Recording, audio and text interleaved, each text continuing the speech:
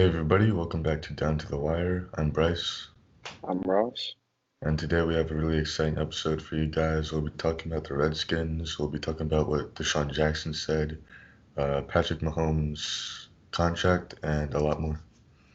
So for this segment, we are going to be talking about the Washington Redskins and about Dan Snyder agreeing to change the name. So over the past 5, 10 years or so, people have been coming out saying that the name of the Redskins, Cleveland Indians, and whatnot have been a problem in America right now, and the way we're going and how progressive we are. Due to the social injustice we've had in the past few months, there's been a bigger push in recent times. So Nike has taken down every single thing that has to do with the Redskins off their site, and FedEx has dropped their name to be used for the stadium until their name is changed. So Dan Snyder, the owner, has officially announced that he will be changing it. Bryce, what are your thoughts on this? Yeah, I mean, I think this is a good thing. It's about time that the name gets changed. Um, I'm also really excited to see, I'm assuming the symbol, the logo of the team will also be changed, so that'll be interesting to see. And if it is changed, I mean, that would be cool to see where it is. About the Indians, Francisco Lindor came out and said that he wanted the team name to be changed. And I'm pretty sure the owner of the Indians was thinking about it too. So that would be interesting if they change their names. Um, and I mean, yeah, I mean, it's about time. So um, I'm excited to see what happens, what the name change will be for the Redskins and potentially the Indians. Yeah, I mean, usually, like with certain things, as far as name changes and everything, there's usually a deadline. I think the only reason they're willing to make all these exceptions right now for the Redskins is because of the name of their team. It's not like it's just the Jets wanting to change their name. And I think this is a really big push forward for not only social injustice, but things we don't see fit in our world that we still live with in our lives. So it should be good. Yeah. So moving on to Patrick Mahomes now, he signed a contract extension with the Chiefs starting in 2021. For the next 10 years, it'll be a total of $503 million. And I'll let you go first, Ross. So that's if every benchmark is hit, it will be 503. That is insane. If I'm reading this correctly on Spot Track in 2027, he will be making a total of $59.95 million. Um, and only the lowest he'll be making is $22.8 million. Only the lowest though. So um, I mean, we'll see. I think for him, it sets him up as obviously the cap may go up and down, the salaries and all that. And then over the next 10 years, it definitely will, especially if football's still as prominent it is today. But looking at it, excuse me, I think it sets him up just so he doesn't have to worry about getting a next deal. He still is making millions of dollars to be able to live the rest of his life comfortably or more than comfortably. And the Chiefs get to now over the next 10 years as they're working around his contract, they know exactly what they're getting themselves into, so they can take guys like Tyreek Hill and Kelsey and all these guys um and get their deals done now that they know Patrick Mahomes' deal is done, which is part of the problem on some teams. Is like, you look, I think with Dak is like they sign the running back first, they sign their defensive guy first, they sign this first, and they haven't been able to sign um, Dak yet completely. I think the same thing's going to happen with the Jets at some point if Darnold ends up becoming what he should be. Jets are going to have a problem with that because they haven't signed him, and they may have to sign Adams and whatnot. So I think this is a really good move for both sides. What about you, Bryce? Yeah, so clearly Patrick Mahomes got a big time bag. This is a colossal amount of money. I knew he would get a max contract, but I didn't think it would be quite this much. Um, so, I mean, I guess we'll see if he lives up to the expectations because, I mean, I knew he would be great for the next at least 5, 10 years, but like $60 million great, that's in one year, that's insane. So, Yeah. I mean, I think he'll live up to the expectations, but this was just an unexpected amount of money. Well, I don't think there's max deals. I think what makes this crazy, and especially with football, is like you look at baseball, there's no salary cap, no nothing. So they can literally just throw any money they want to any player. With football, they have the cap, but you can sign one player as your whole cap space, which, unlike basketball, where you have a max deal and that's the max you can sign someone, so the rest of your cap isn't hit by one player. So I think this is really interesting to see how football went, especially with a guy like Patty and other sports. We'll see, but this is a big step for not only football contracts, but for any player moving forward that is looking to get a big deal. So, we're gonna move on to DeShaun Jackson. He put out a bunch of social media posts, mostly quotes from Hitler and all of that Nazi kind of stuff. Millions of people found it extremely offensive, of course, Jewish people, because obviously everyone knows what happened.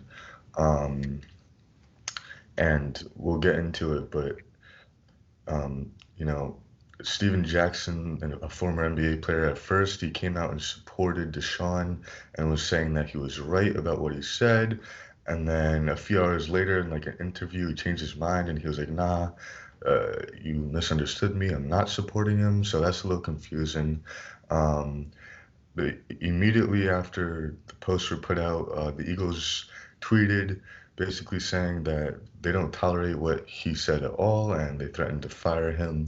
The owner of the Eagles and the GM as well are both Jewish. And Julian Edelman, a Jewish football player, the wide receiver of the Patriots, also came out and shared his thoughts about this. I think it was completely wrong. Obviously, anything you mentioned when it comes to something as sensitive as the Holocaust and something like Hitler is completely, um, I would just say, idiotic, and it's really insensitive. Especially right I now. mean, yeah, especially right now, but even at any point, Yeah. it's just as equivalent as some saying something racist or doing something racist. It's on the same level, if not worse. And I think it's a time, um, just to educate. I think um, we just need to educate people on that racism isn't the only thing we deal with in this world. That there is anti-Semitism. There is other things that people deal with, not just being um, black, white, Hispanic, anything. So I think this will just shed light even more moving forward. Yeah, of course, what Deshaun posted was extremely wrong and just inappropriate. I don't know what made him think he should do this. Apparently, um, as of the moment, there was like one Eagles teammate who supported him, which is weird. Um, Well, yeah, I mean Jenkins just said something today. I know he's not a teammate, but he was saying they were made and they were wrong, and like I think that's all we need to look at it as. They were made, they were wrong. How do we move forward from this? yeah, Obviously, Jackson knows what he did was wrong now, so I think that's what we just need to do is educate. Just like with I think Drew Brees and the same thing when he was talking about kneeling for the anthem. I think it's just he was wrong for saying it. We need to educate and move yeah. forward. I'm happy Julian Edelman came out though, because he's probably the most famous or one of the most famous Jewish football players out there. Um, he basically said, long story short, uh, is not okay with what Sean says, and he can't even see himself having a conversation with someone saying stuff that ridiculous. Um, and even though he supports being against anti-Semitism, he he seems like he's still really focused on the Black Lives Matter movement. So, um, I mean, it's good to see that he's supporting both those causes. So I'm happy Edelman came out and talked about this. Also, if you're watching this, you may have seen on social media there's uh, a letter that was posted online from like a 94-year-old Holocaust survivor basically inviting DeShaun Jackson to have a conversation and visit Auschwitz with him. So um, I don't know if DeShaun Jackson saw that by now, but that's been a popular thing about this topic spreading all over the internet. Yeah, we'll see, but I think as long as he sits down with someone or he just does the research and the education himself, as long as he knows what he did was wrong and how he's going to move forward um, to better it, I think that's what we just need to see from it. All right, so for this segment, we're going to be talking about the NBA and their return to Orlando. So basically, the first night, Troy Daniels tweeted out or put on Instagram a picture of what they gave for dinner that night, and it didn't look too appetizing. You know, it looked like a pretty crappy airplane or hotel food, and I mean, as NBA players, the money they're making and everything, it didn't seem like it was the best. But apparently, the NBA did come out and say that that was just the first night. They needed to give something out quick as a snack for them. They were coming in late, so they weren't prepared. So I'll give the NBA that, because the next day, apparently, J.R. Smith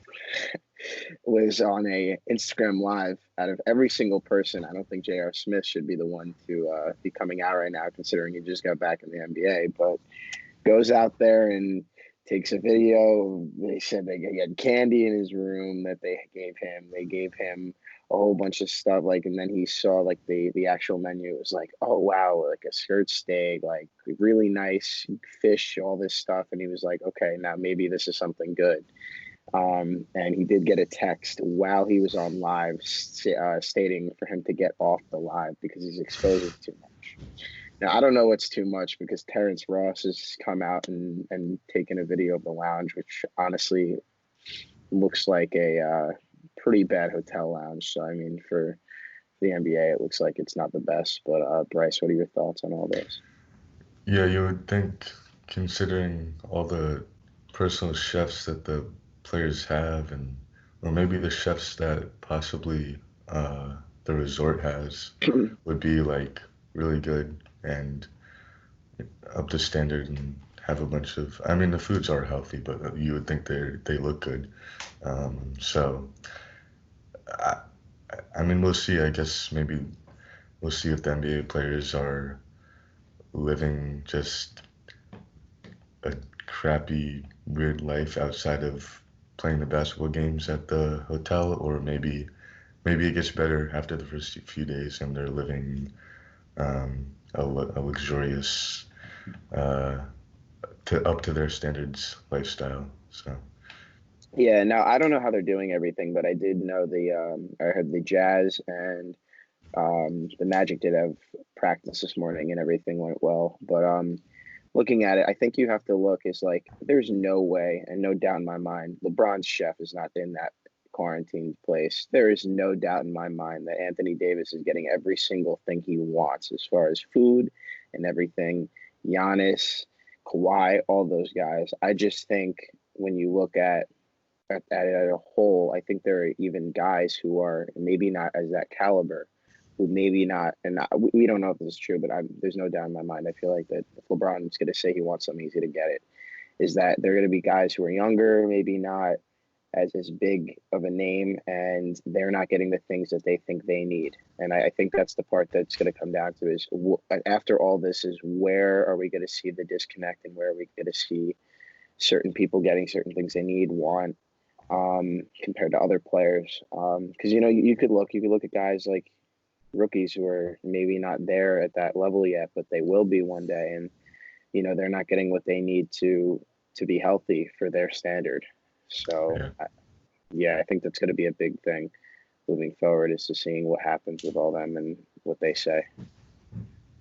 yeah. I mean, at the end of the day, I mean, I don't think it'll affect the players too much because, I mean, at the end of the day, they're there for basketball, and whether the food tastes good or not, as long as it's healthy for them and up to their standards with all the nutrition, they should be good to go. And as long as they have access to weight rooms and that kind of stuff, um, I know it might be hard on their mind because there might not be that much to do outside of practicing and games and stuff, but Um, hopefully they'll still be able to perform just as well as normal. Yeah, now I didn't understand. I know that I think it's like one player to room and everything, but like I don't understand. It's like if they're all in this bubble, they're why can't JaVale McGee down the hall go hang out with, I don't know, Quinn Cook? You know what I'm saying? Like it doesn't really make sense to me as to why they have to stay only in their own rooms if everyone's doing the right thing. Because think about it, it's only going to be them in this bubble. So shouldn't they be allowed to see other players other than the closest thing would be playing ping pong with them? Like it just doesn't make sense to me. Um, I mean, also say like, what if the Lakers and the Clippers are in the same building? Like, why can't if Patrick Beverly's greatest friends with LeBron James, which I don't, I'm kidding, but like I'm saying is why can't they go hang out together? Like I think that's the thing. Like there's going to be the disconnect there. Is if they're in the same building and they're in the same place, they should be able to. Um, but that's not my control, nor my problem because that's their problem, and we'll let them argue it if they need to. But I think there's a lot of questions that are still unanswered that I think will open up and we'll hear about. Yeah, I'm not completely sure how this is gonna work either, but I mean, yeah, it's gonna be tough if everyone has to be alone all the time outside of practice. But I guess we'll probably hear more news about that soon, so I guess we'll see. Yeah, and I also guaranteed LeBron is not in the same hotel as the other guys. He is in a nice building by himself. Giannis, nice place by himself. There's no way that LeBron is on the same floor as J.R. Smith, JaVale McGee, and the rest of those players on that team. No freaking way. I'm sorry. I don't think I think LeBron's gonna be allowed to see people. I don't know, but that's just my opinion. But we'll see. Okay, so to our last segment, as usual, we're going to be doing the NFL standings. Today we're doing the AFC West, so that would be the Chargers, the Raiders, the Broncos, and the Chiefs.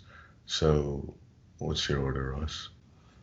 My order, I would say, Chiefs, Chiefs, Chiefs, and Chiefs. No, but for real, probably gonna go Chiefs, Raiders, Chargers, and then Broncos. I'd say. Um, I think again, I think it's like a mix between the last three. I don't think there's an actual order you can put the last three. I think it's just whoever has the better schedule. Okay. I'm gonna go Chiefs. I mean, without a doubt, they'll be first.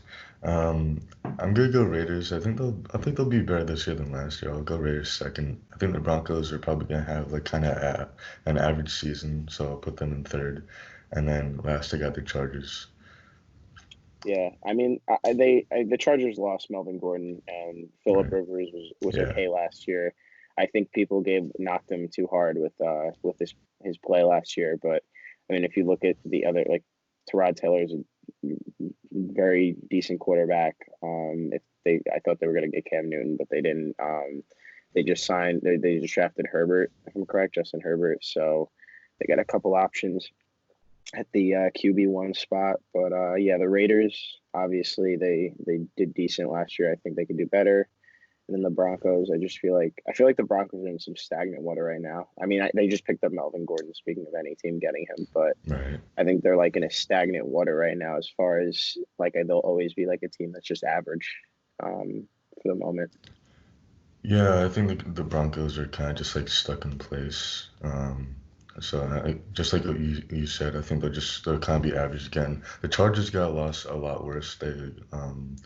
They lost Melvin Gordon and Philip Rivers, so I think they're just gonna be horrible.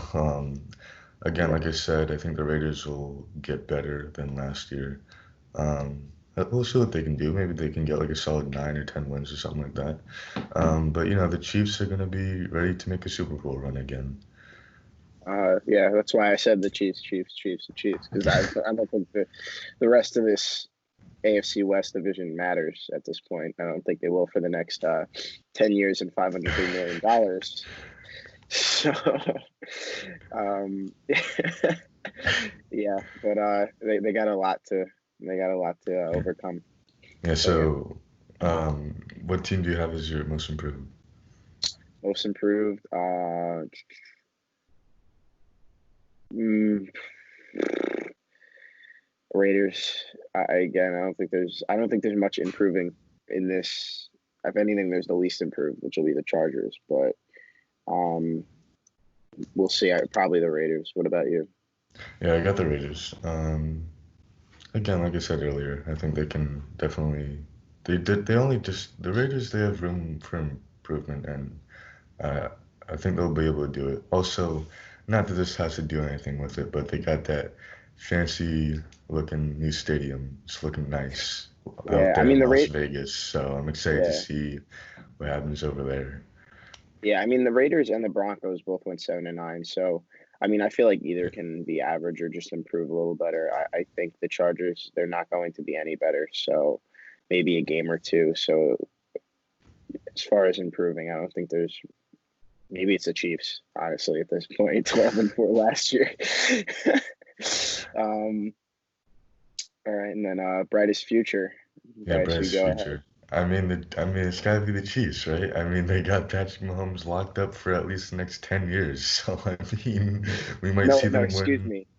Locked up for the next 10 years and $503 million. Just to be exact. But yeah, I mean, they'll probably win another Super Bowl or two. Like, my goodness. I mean, Yeah, Patrick Mahomes is out here looking like the next Tom Brady. So, I mean, if I had to choose someone besides the Chiefs, just because we've been talking about them so much and they're the highlight of the division, I guess after them would be like the Raiders, just because I think they have their stuff put together definitely better than the Chargers and better than the Broncos. But I mean, Bryce Future is the Chiefs. yeah, I'm going to agree with you on this one, Bryce. I don't think there's much question or talk for this division. Thank you for listening down to the wire today. I'm Ross. And Bryce, And leave a comment, like, subscribe, follow us on Instagram. Link will be in bio. And let us know about anything or any changes you want to see with us moving forward in the comments. Thank you.